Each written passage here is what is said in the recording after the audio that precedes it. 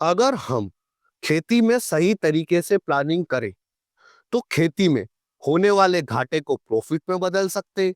और अगर आपका प्रॉफिट 1 से 1.5 लाख रुपए है तो आप इसे बढ़ाकर 2 से 3 गुना कर सकते हैं। यह कैसे होगा? यह होगा सही प्लानिंग के जरिए। तो क्या है सही प्लानिंग? सही प्लानिंग खेती में किस तरह से करें, यह मैं आपको इस वीडियो में एक एग्जाम्पल के जरिए समझाऊंगा। हम इस वीडियो में दो किसान भाई की आपस में तुलना करेंगे, राम और श्याम। दोनों ही किसान भाई के पास में 2.5 2.5 एकड़ जमीन है।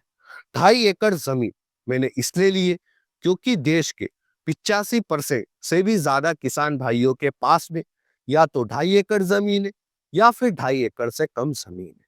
अब जो हमारे राम किसान भाई है, यह 2.5 एकड़ में रबी के सीजन में गेहूं और सरसों की फसल लगाते। देश के ज्यादातर किसान भाई आज भी रबी के सीजन में गेहूं और सरसों की फसल ही लगाते हैं। अगर आपको यकीन नहीं होता है तो आप अपने एरिया में एक बाइक लेकर निकल जाइए, आपको गेहूं और सरसों की फसल ही दिखाई देगी ज्यादातर हिस्सों में। जो हमारा शाम किसान भाई है या हमारे अनुसार सही प्लानिंग करके फसलों की बुआई करता है।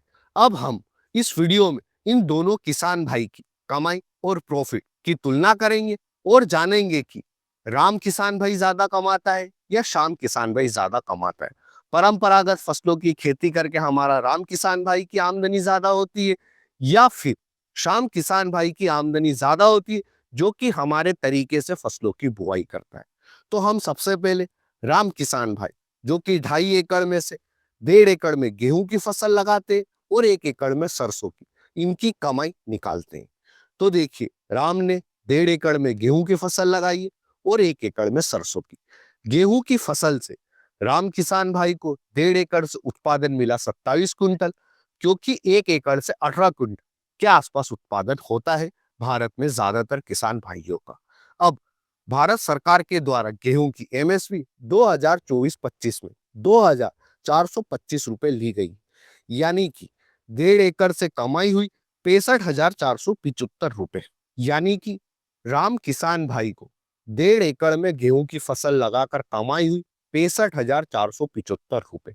1.5 एकड़ में जो खर्चा आया होगा वह 30,000 के आसपास आया होगा, यानी कि जो प्रॉफिट मिला वहां मिला 35,475 रुपए।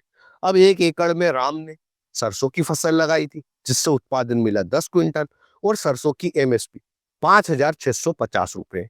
तो किसान भाई को सरसों की फसल से जो कमाई हुई वह 56,500 रुपए के आसपास की कमाई हुई, यानी कि 1 एकड़ में सरसों की फसल से कमाई हुई 56,500 रुपए और जो इनका खर्चा आया वह आया 17,850 रुपए, यानी कि प्रॉफिट मिला 38,650 रुपए। यानी कि राम किसान भाई की 2.5 एकड़ में गेहूं और सरसों की फसल लगाकर कुल कमाई हुई 1,21,975 रुपए और प्रॉफिट रहा 74,150 रुपए, वो भी 5 महीने की कड़ी मेहनत के बाद में। नवंबर, दिसंबर, जनवरी, फरवरी, मार्च, इन 5 महीनों के बाद में राम किसान भाई को प्रॉफिट मिला 75,000 के आसपास। अब ज्यादातर किसान भाई जानते हैं कि 75,000 का भी प्रॉफिट नहीं होता है। 2.5 एकड़ से गेहूं और सरसों लगाकर 50,000 का प्रॉफिट मिल जाए तो ही बहुत बड़ी बात है। अब हम बात करते हैं उस किसान भाई की, शाम की, जो कि 2.5 एकड़ में हमारे अनुसार फसलों की बुआई करता है। तो हमने शाम किसान भाई को बोला कि आप 2.5 एकड़ में गेहूं और सरसों की फसल लगाने के बजाय हमारे अनुसार इन 6 से 7 फसलों की बुआई करें। हमने शाम किसान भाई को 2.5 एकड़ में से आधा एकड़ में फूल गोभी और पत्ता गोभी की फसल लगाई, आधा एकड़ में टमाटर की फसल लगाई, आधा एकड़ में खीरा की फसल लगाई, आधा एकड़ में प्याज की फसल लगाई और आधा एकड़ में बैंगन की फसल लगाई। अब जानते हैं कि शाम किसान भाई की 2.5 एकड़ से कितनी कमाई और कितना प्रॉफिट होता है। तो शाम किसान भाई ने आधा एकड़ में फूल गोभी और पत्ता गोभी की फसल लगाई थी। तो फूल गोभी से 0.25 एकड़ में उन्हें उत्पादन मिला 25 कुंटल और अगर भाव 12 रुपए का मिलता है तो उनकी कमाई होगी 30,000 रुपए। लागत 12,500 की आती है तो प्रॉफिट रहेगा 17,500 रुपए।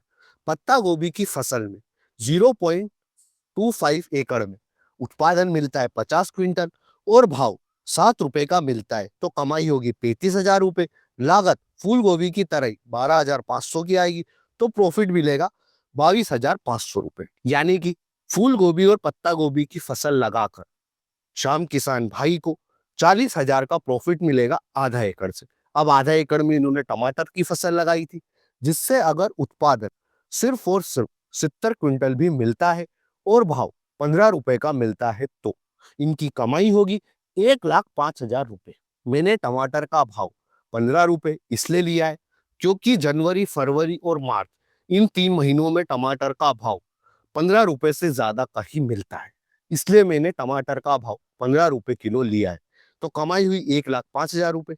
टमाटर की फसल में अगर इनकी लागत आधा एकड़ में ₹35,000 भी आती है तो भी ₹70,000 का प्रॉफिट टमाटर की फसल से मिलेगा।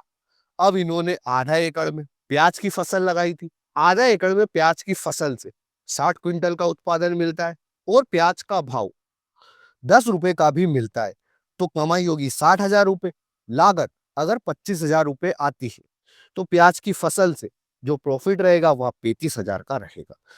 खीरा की फसल से 75 क्विंटल का उत्पादन मिलता है आधा एकड़ से और खीरा का भाव सिर्फ और सिर्फ ₹10 मिलता है तो कमाई होगी ₹75,000।